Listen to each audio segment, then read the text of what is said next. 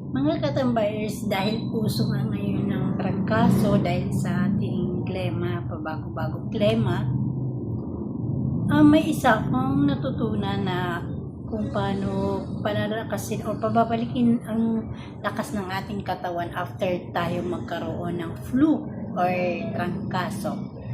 Na-try ko yung natutunan ko sa media, napanood ko lang yon at effective naman talaga. Kaya sana subukan mo rin ito.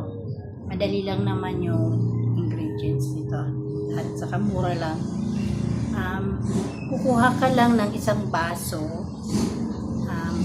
tubig na mainit o maligamgam, tapos titimplahan mo siya ng isang gatas, yung maliit na pack na yung swak, pwede ganun, ang isang maliit lang na yun, isang timpla yun, di ba? Tapos hindi mo siya lalagyan ng asukal, ang ilalagay mo ay yung sariwang itlog, isang sariwang itlog. Yan. Titimpla mo yon sa isang basong tubig na mainit, gatas, tsaka lalagyan mo ng sariwang itlog. Timplahin mo yon, haluin mo, at try mo inumin yon sa umaga bago ka matulog. Pagkagising mo sa umaga, wala pang laman ang tiyan mo, sorry. Tsaka sa gabi bago matulog, try mo. Kasi ako nasubukan ko na rin yan eh. Lahat na natututunan ko, nakikita ko mga tutorial sa media, sinusubukan ko kung totoo. At kapag talagang mabisa sa akin, sinishare ko din.